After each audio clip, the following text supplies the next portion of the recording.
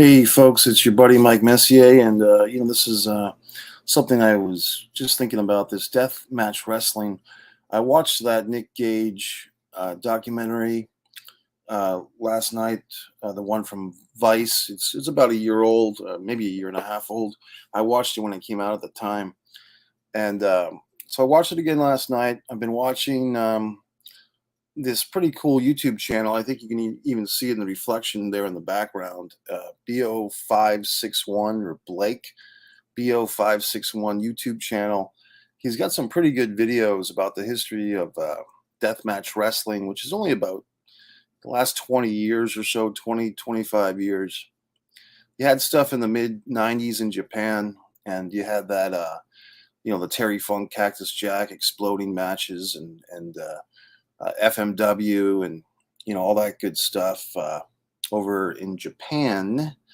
However, I'm trying to think of the guy's name that was kind of the father of the death match. They had a Dark Side of the Ring about him too. Dark death match wrestling. I have mixed thoughts about it. I think what triggered me wanting to do a video about this, these are just thoughts. I'm not going to make any revelations that others haven't made. Well, maybe I will, just thoughts. But I was watching, my pro wrestling source material wrestling hub, and they had a clip of a couple of guys in GCW recently, some type of incident where there was like a light fixture. They're smashing each other with light fixtures, and one guy is clearly hurt, and the other guy just continues to pummel him with these light fixtures, and to the point where it's obvious that they're going to create physical damage to people, and the guy that runs this whole show, he goes off on social media and says, "Oh, there's no, he's fine, he's good," which basically means, that's what they want you to know. He's not dead, but the guy is definitely going to have permanent nerve damage, and that's what I think. For me, the line is crossed. I believe in freedom. I believe that if you're not hurting others, you can do whatever you want. But as far as this deathmatch wrestling goes, it's kind of like this is on the outskirts of pro wrestling. This is hi AJ, how you doing, buddy? I'm actually going to talk about deathmatch wrestling here for a while. We can get to Vince at the end, but for this deathmatch wrestling, watching the Nick Gage stuff, like I said, I have mixed feelings. First off, I do respect these guys, but at the same time, I feel like some of them are kind of crazy. And what's that word when you want to inflict self-damage? There's a word, nihilist. When you're trying to like hurt yourself all the time, you're trying to damage yourself, you kind of get off on self-inflicted wounds. I mean, you can even see in the background there, that's from that YouTube channel I was telling you about. That's Necro Butcher and a guy named Thumbtack headbutting each other into oblivion. But to me, I don't know if I'm yes, it is entertaining, but it's like a train wreck is entertaining. A documentary about the Twin Towers falling on 9/11 is entertaining. I mean, there's something about humanity that finds disaster and terror and pain fascinating. I mean, that's why you have all these, like when you talk about the Gabby Petito case from last summer, when her boyfriend more or less murdered her and then committed suicide. Why were people so obsessed with that? They didn't know these people, because we have a fascination with the morbid, with the violent, with the unjust. So I think with this deathmatch wrestling, it really taps into kind of the darkest parts of our humanities. AJ's got a lot of topics he wants to discuss, but I'm discussing deathmatch wrestling right now, buddy. eBay does not care for anyone but money, seller or buyers. You don't follow buyer's policy. Break if no one tells you that what you burn from setting. Well, I hear you, buddy. But as far as this deathmatch wrestling goes, I don't. I've been to some things that are pretty hardcore. I was, as people know, I was a young man, but I was there when New Jack attacked Eric Koulos, an underage kid. I mean, that's probably one of the worst things. And why was an underage kid in the match? Some say because he lied about his age. I always retort that Paul Heyman or nobody else apparently asked for this kid's ID, driver license, or anything else. Did you know it was actually a driver license, not a driver's license? If you look that up, it's actually driver license, not driver's license. Uh, but in any event, I've been to a barbed wire match. A guy named Livewire, Dave Petula, wrestled a guy named David, what's his name? Diamond Dave Donovan in a barbed wire match. That was pretty brutal. That was at Club Stars, Primal Conflict Wrestling years ago. But those things are really not in the same ballpark of what I'm watching right there in the background. You know, these kind of like early 2000s, mid 2000s, all the way until now. These deathmatch wrestling with the blood, the light fixtures. I mean, that's one thing that gets me about these matches is like the dependency or the obsession with light fixtures. Why exactly? When in a real fight would you use a light fixture? You wouldn't, quite honestly. So I mean, just having these light fixtures is really kind of stretching reality. Yeah, I didn't watch NXT, buddy. You know, I really don't. I mean, the WWE is so disgusting and deplorable to me right now. Junior McMahon is a disgusting individual, as has I've been saying for years. You can look up Mike Messier, Vince Russo promo. For years, I've been telling people how abhorrent of an individual Junior McMahon is, and now everything I say is being brought to reality. So, AJ, I can't. I'm not going to sit there and watch his programming. You know, for years I've told friends of mine that had this lofty statements. I only watch NXT. I don't watch the main roster. And I said, well, that's your same dollar in Vince's other pocket. You know what I mean? So I don't support NXT. I don't support the WWE. You know, we'll see. That's a good question. Why are there so many injuries in AEW? Good question, buddy. I mean, it could be because these guys are taking risks. Now, just to clarify for the non-wrestling fans, All Elite Wrestling, AEW Wrestling, which is more or less based here out of Jacksonville, Florida, they're not a hardcore wrestling group, although they've gone into some hardcore wrestling territories. They're certainly not a deathmatch group, although you could make a case that they did have one relatively deathmatch, Nick Gage against Chris Jericho, about a year ago or so, and they had the pizza slicer thing and so forth. Watching that Nick Gage documentary, speaking about him again, interesting guy. Like I said, I mean, I do respect these guys, but at some point, you know, you wonder if it's all worth it. Is gouging your head, is bleeding like that worth whatever they're getting paid for it? And the reality is, like many of the wrestlers involved in these matches, they'll tell you themselves they don't get paid a whole lot. They don't get paid a lot of money. So what's the point? It goes back to my feeling of the nihilism. Like, these guys get off on self-injury, self-destruction. Mick Foley tries to argue with that in some of his books, his self-analytical books at times. But sorry, Mick. I mean, I think Mick Foley is part of this legacy of deathmatch wrestling, where he probably, on some ways, enjoys hurting himself. Mike, try doing Broadway play based on movies. See what you think. I'm not sure what you mean, buddy. You mean like going to watch one as a spectator, or producing one myself? Clarify that for me, buddy. I mean, I'm trying to think of examples of that. I mean, I know Chicago. I think Chicago was it a film first, or was it a musical first? I think it might have been a film first. Was Moulin Rouge ever made into a Broadway musical? Okay, here you go with some good examples. Beetlejuice and Back to the Future. Well, I guess we've changed topics here. I guess I won't talk about deathmatch wrestling anymore. Now you got me talking about Broadway musicals, AJ, for of all things. Beetlejuice. I mean, that would be interesting. I mean, you know, Back to the Future. Look, I like Back to, you know, every time I think I like something, there's some other asshole that likes it 10 times more than I do. You know, I thought I was a Star Wars fan, but there's fucks out there that know every goddamn thing about Star Wars. There's a new Star Wars series starting tonight, I think, on Vice or some such thing.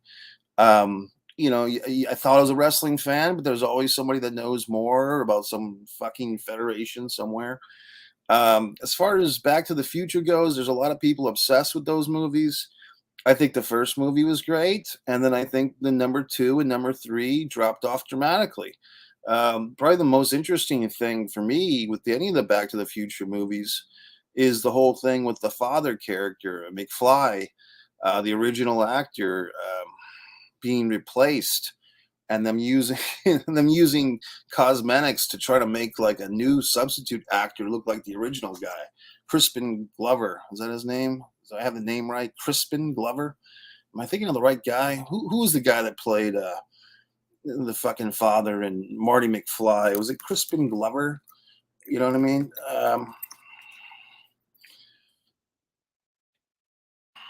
What the fuck? Trying to just find out what his name was. Da, da, da, da, da.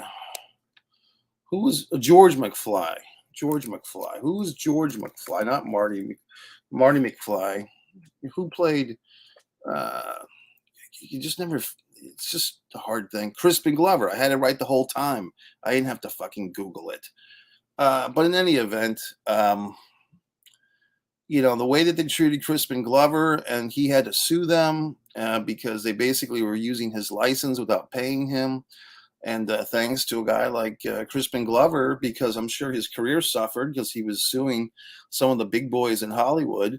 But I guess because of that, he made things better for all actors, at least all screen actors, AFTRA actors. So good for Crispin on that one.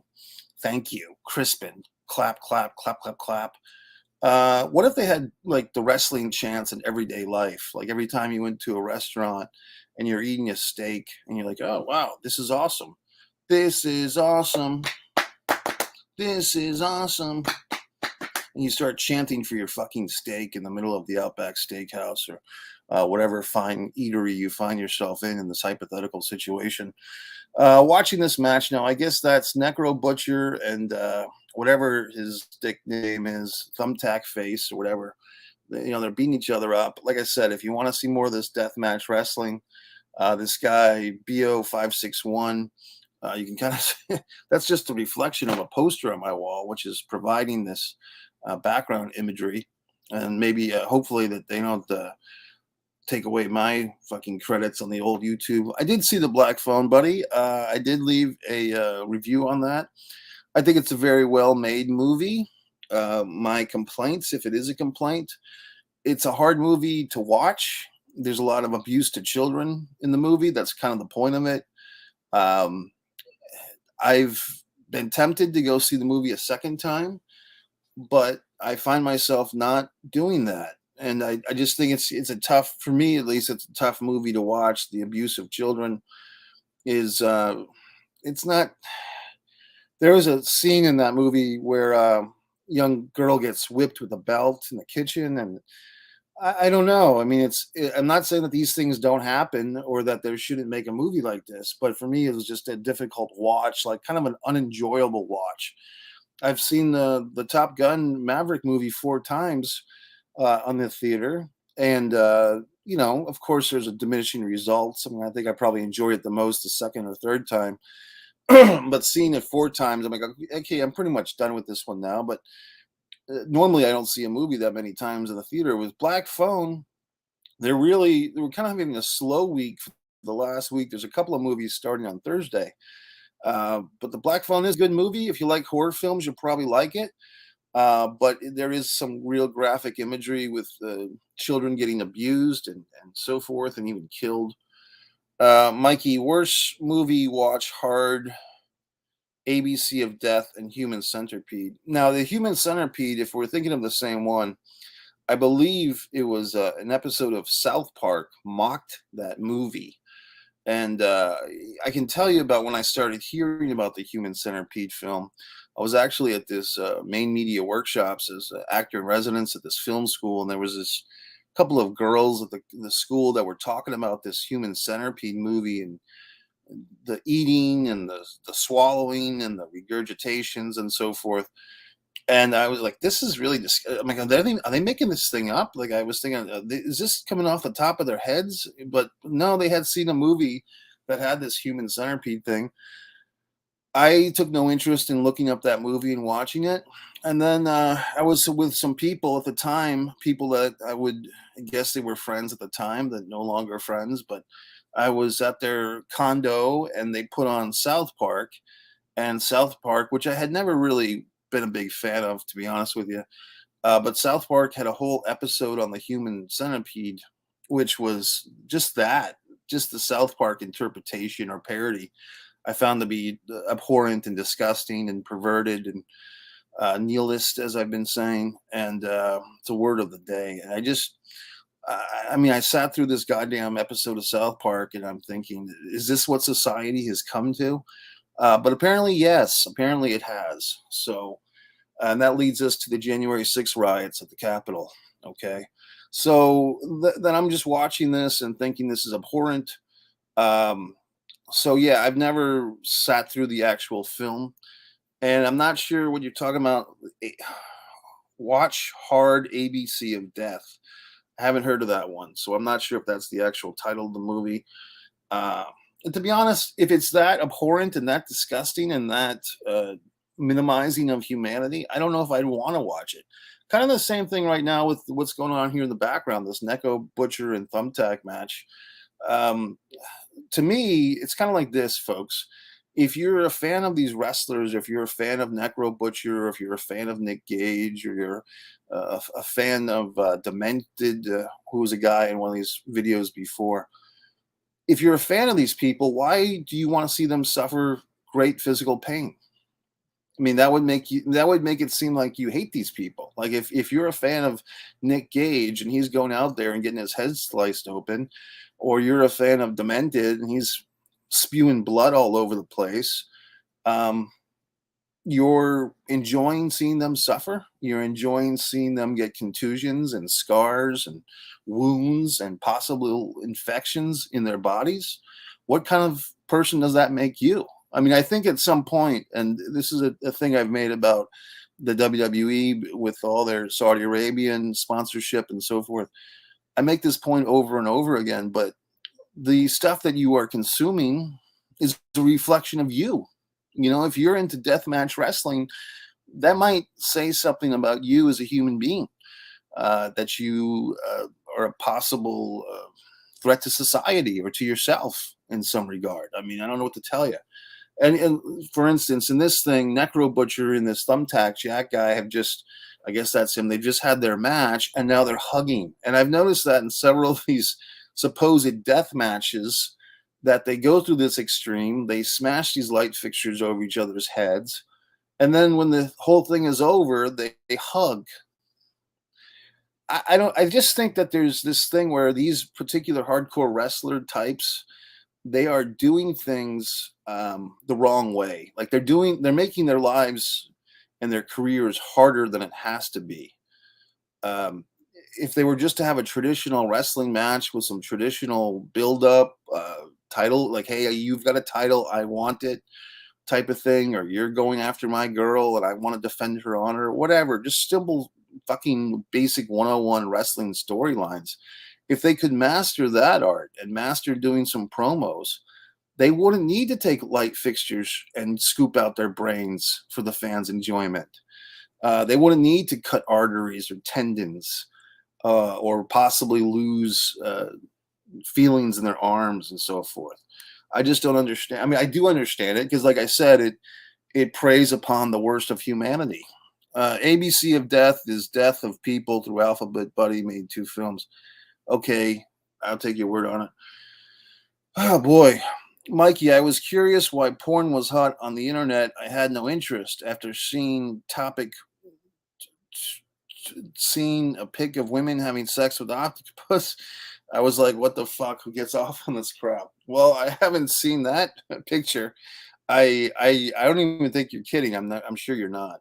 But there's a guy pulling a piece of glass out of his finger. Like I said, if you have a morbid interest in this, credit to BO561. I think it's Blake BO561. He's got this channel, Blake 0561. I've been watching this morning. I watched the Nick Gage thing. Yeah, you're right, buddy. I mean, a woman having sex with an octopus. I mean, that's so odd. I mean, is that even possible? I mean, I guess. I mean, I guess it might be what you constitute as sex. I mean, you could see on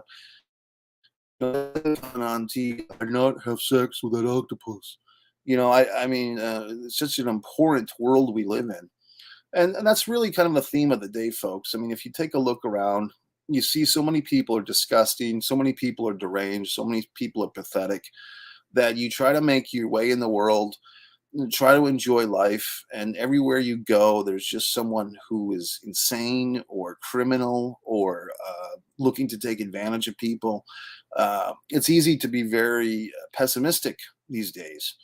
And I think coming out of the worldwide situation we've had for the last several years, and coming off of all these politicians and all this division, it's getting harder and harder to enjoy life, to be honest with you. And I can see that even where I'm at, where things are relatively on the upbeat, but I can see that the whole world has been polluted by negativity and by so forth. And I mean, this deathmatch stuff, suplexing guys through a table covered with light fixtures, and to me, it's like it really makes you want to cheer for something bad to happen. Like, that's kind of the whole subtext undermining point, at least the way that I see it. Like, you're watching these deathmatch wrestling and you're hoping that somebody gets hurt, like, because there's part of you that's why you're there.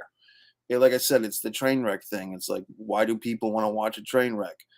Mikey, did you see the YouTube video? It was a hardcore match. A guy drops cemented block on person's head. It knocks the guy out, and in break was rushed to the hospital and state banned. Those kind of matches. I did not see that, but I'd be willing to watch it. I can see if I can find it now. If you have any, uh, I've got the TV in the background. If you know what the title of the video is, I'll look it up real quick.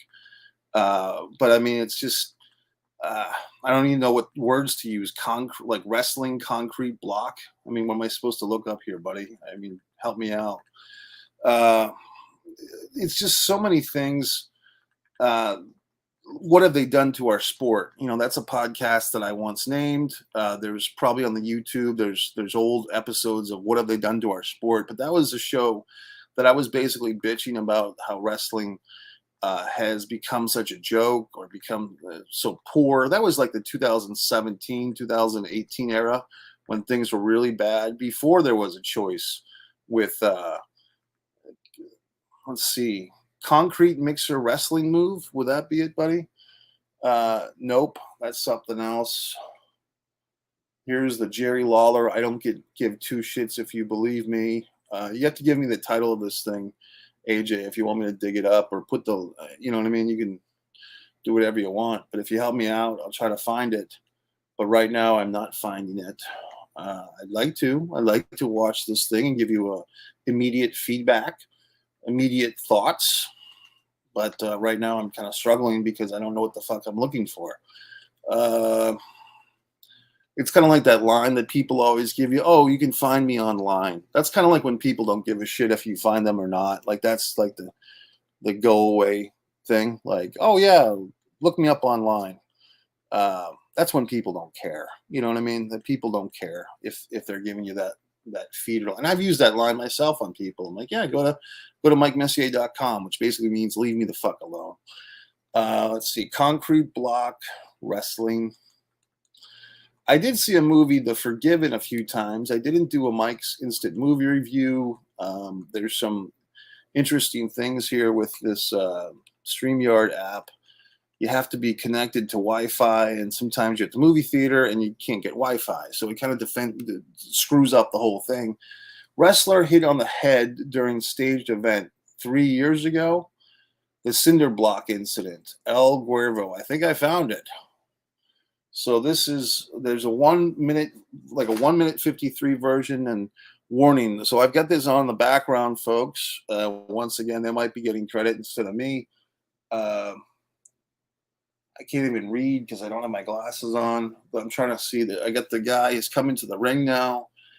I'm trying to find the fucking name of the channel for you. He hits him with a chair. This is, the channel is Fucks Up, FUXXUPP. So I'm going to put this on a little bit. 59,000 views for this thing, published on November 21, 2018. Okay, I just saw it. I think I have seen this before, but I forgot about it. I have seen this before. So this looks like a lucha thing. Oh, yeah. So he literally hit the guy with a cinder block. And now the guy is like, I mean, people use the phrase dead when someone's not really dead. But, I mean, he's moving his arm, which is nice. He literally, like, threw a cinder block at the dude with very powerful usage. Do you think Vince put a few scoops of ICO Pro in a glass before he had his extra curricular activities? You've got to want it. And apparently Vince did. You know, I've seen a lot of people with that type of response. I mean, I know you're joking around, but a lot of guys have been like, hey, I'm happy that Vince still has his groove on. Like, there's some people that are like, of course he should, you know, force his female employees to have sex with him. He's Vince McMahon. Why wouldn't he? Once again, just the deterioration of society, the deterioration of people's morality to the point where there is none, the depravedness of our world. So the guy just got his head smashed. I don't know why I'm laughing. It's just, I'm laughing. It's almost like the Darren Childs fire incident. Like I said, I don't want to, you guys all running over to this guy's channel, but this dude is really the master of this hardcore wrestling stuff. What's up, buddy? Hey, Steven. Yeah, I've been watching this hardcore wrestling, commentating on Nick Gage. Steven's a nice guy. He was actually, I believe, the first person to purchase my book, one of my books, 6 titles now, Art and War of Directing Student Loan Motion Movies, available on Amazon. Now we've got this double death thing going on in the background. IWA Mid-South. I mean, that seems like a bunch of derelicts. I guess they were around in the mid-2005 era. Mondo Payne is a big name for these guys. Demented. And here they go. So now they're all beating each other up. And it's just, like I was saying, Stephen, I have a lot of mixed feelings about these things. I mean, there is a certain part of the human system where if you see this stuff, it's hard not to watch. But if you take a few minutes to analyze why you're watching, like I said, I think there's a part of us that really wants to see people get hurt. You know, I mean, at least I can accept that. Like, there's a part of us that morbidly likes seeing people get injured. And then the more intelligent layer of our brain says, why is this a good thing? Why are we cheering for this? So they just basically smashed this light fixture in this guy's face. It looked like it could have scratched his eye. They do like a double clothesline with the light fixture on this dude. And there's so much shards. I guess these light fixtures are glass or something close to glass. But it doesn't seem very safe or very intelligent. I mean, even for the fans at ringside. So now you got this guy bleeding. And so what do? They go to his partner. They headbutt him, pretty stiff headbutt.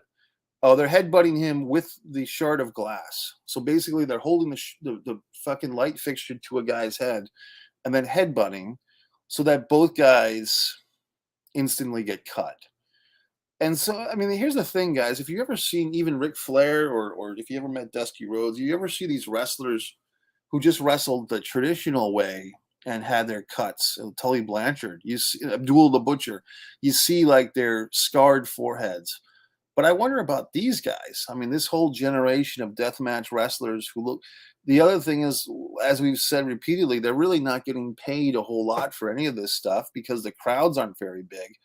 I mean, as an entertainer, if you've ever been on stage with an improv group or a comedy group and there's more people on stage than in the audience, you know, that's a rough thing. And some of these wrestling shows, there's more people involved in the matches than there are in the crowd. I'm looking at this thing right now, and there seems to be maybe 60 people there at the most. And these guys are smashing each other with chairs and light fixtures, and it's just for what? I mean, if they were getting paid $3,000, $4,000, $5,000 even, it might cover the medical bills. But what cost does your body have? What cost does the permanent damage? What's that worth to you? And I guess to these type of wrestlers, the answer is not very much. Like, here we go, guys getting pump handles slammed through the light fixture. Um, that seems to be a big move for these guys, the pump handle slam, which Adam Baum used to do. It's funny, I haven't even gone into the GCW thing because thanks to my buddy Eric, a good guy, I did tell him when I was doing this, but GCW, I did watch their January show. Eric sent me a video of their January show. I watched it finally in its entirety. And the match that really I thought was the best one of that show was Jeff Jarrett versus, what's the guy's name? Breezy or Goofy or whatever. One thing I learned as an actor, my teacher said marketing. Learn marketing in the social media age. And that's something that I haven't learned, Stephen, to be honest with you. I'm not a very good marketer. People tend to think that I am, but I'm not. I've always wanted to find that partner, that manager, that agent, that asshole who's going to help me market my genius to the masses, and it's never happened. So that's why I push my things like I do. As you've discovered, my book that you've so kindly purchased, and also now I'm even publishing other people's books. So I'm publishing this young woman, Kate Spain's book. So I mean, I'm involved in a lot of things. However, I'm not the best at marketing, and I'm not sure if these deathmatch people are very good at marketing, to be honest with you, just to stay on topic here, because they're just destroying each other. But yet, this is a 20-year-old video on YouTube. Who's getting the money from that? So the GCW, Brett Lauderdale, that's the promoter guy. And apparently he was the referee for that match where Nick Gage could have died. Like, he did die, apparently, in the helicopter. Like these deathmatch tournaments they have in the fucking fields of West Virginia or whatever. And, I was watching that Nick Gage thing on Vice last night again, and just thinking, this Brett Lauderdale seems like a pretty reasonable guy, like a fairly intelligent guy, but he's allowing these guys, Nick Gage and all the rest, to kind of do these things to their bodies, yet he doesn't seem to be getting anything done to his body. As far as I know, with this Brett Lauderdale guy, unless I've missed something, I don't see him wrestling in death matches. I don't see him getting smashed in the head with their shards. So there's typically, that's like the thing with all of pro wrestling. There's always some promoter, even like a pimp with prostitutes. Like, they're doing the behind the scenes stuff, but they're letting the other people take the risk with their bodies. Okay, here we go. I guess this is the incident right now in this thing. They've just used lighter fluid. Okay, so he's lighting his own partner on fire. He goes through the table. He goes through the setup with the fucking chairs, and they have to put him out with a fire extinguisher. So the idea is, I'm going to set my tag team partner on fire, and then he's going to do a moonsault onto the opponent. Well, the opponent moved out of the way, but then the guy's still caught on fire. And then they have to have the fucking the guys, luckily they were pretty close with the fire extinguishers. I guess they were let in on it, but it's stupid. I mean, it's fascinatingly dumb, and then you just kind of wonder, like, these are people allowed to vote in a general election. These are people that you can go to the grocery store and you're buying groceries next to this guy that puts his friend on fire to jump through a fucking chair that the other guy is going to roll out of the way of. These are the type of people that we're dealing with in society. These are your Walmart shoppers. I mean, these are your friends and neighbors. And so it's obviously abhorrent. It's obviously disturbing. It's a reflection of society's ailments and our oddness. I guess people have nothing better to do than set themselves on fire and go through barbed wire. Now, and luckily, the guy, I like the fact that the guy hooked the leg, at least. Like, when he pins the guy, he actually takes the time to hook the leg. Respect the ring. I mean, it's just idiocracy. I do believe in freedom. I mean, I do believe that if these guys are choosing to hurt each other, let them do it, I guess. But at some point, you wonder why there hasn't been more situations where more lawsuits haven't been filed of some wrestler gets hurt by some other other guy. I think that's the other thing. Oh my God, he just did like this reverse pile driver thing with his neck going into the light fixtures, and so now the back of the guy's neck is all cut. So that's a good way to get killed. Um, these guys are really nuts, and not in a good way. Not like, oh my God, he's a skateboarder who do this crazy flip and he scraped his knee. This is like in an extreme, so to speak. That's way over the edge. As far as this GCW thing, I want to talk about that show. You know, it wasn't a very good um, example of what they do, because they were in New York at the Hammerstein Ballroom. Apparently, New York State has an anti-blood clause for their wrestling. I guess I didn't know that, but apparently, New York, you can't bleed, so they couldn't do what they wanted to do there. So their show was kind of tempered. They relied on a lot of guest spots like Six, Sean Waltman, 1-2-3 Kid, Jeff Jarrett.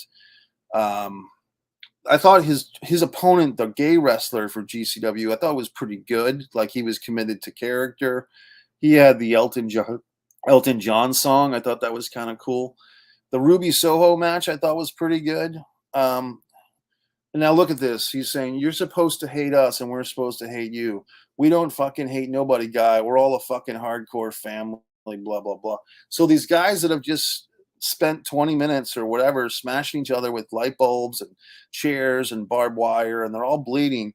Now they have their little click moment in the middle of the ring. And that's what they think they are. I mean, they think that they are proving some type of point. They're going to revolutionize the industry. It just makes little to no sense from any type of standpoint. I don't know. There's the other thing with these deathmatch guys where they like to kind of flex their scars to the camera, like they're doing it right now in the dressing room. They like to show their scars and their blood, but isn't that kind of just putting over the opponent? Like, if you're showing me your scars and your blood, you're actually making the guy that just gave you those scars and caused that blood, you're making him look better. So it makes little to no sense. My buddy Eliminator John Cronus, I did a film with him, Wrestling Son, that kind of has elements of this hardcore wrestling. You can see John Cronus, and that was a pretty good match. Ron Zombie, and a good match in my film Wrestling Son. So like I said, I have a respect for these guys, but it's almost like I have kind of like pity in some ways, because I don't know if 5, 10 years, 15 years after these matches, hopefully these guys are still alive, but are their bodies thanking them? I mean, look at these two guys. If you can see, they don't look too good. I mean, that guy looks like he's 45 years old. I mean, maybe, but I mean, he could be 35. He just looks older. The guy with the hair, I mean, and they're smiling. But I mean, I guess, what can you do? I mean, this is the freedom to be stupid, the freedom to do dumb things and to put yourself through precarious situations, and the freedom to play in traffic, apparently. I mean, it's the downside of freedom is that some people abuse it. And like I said, I think some of this is a reflection of the audience, which might be you. I mean, if you're a hardcore deathmatch wrestling fan or IWA Mid-South fan or whatever the fuck, take a little analyzation of yourself. Here's a thing where the guy is disputing if a guy's shoulders were down. I do find it funny. I'll give him credit when they're doing these hardcore wrestling matches, and a little bit of real wrestling psychology slips in, almost as an ironic thing. I think that's funny. Like the fan was complaining that the guy's shoulder was up. All right, folks, look, we're dragging on long enough. I think I've made my point. If there's any deathmatch wrestling incidents that you insist that I watch, thank you, Michael. I did find this new block thing. So, gentlemen, have a wonderful day. Subscribe to Mike Messier YouTube channel, etc. The anger, the hate. I will be doing the All About broadcast today, Stephen, if you're still watching, 1 p.m.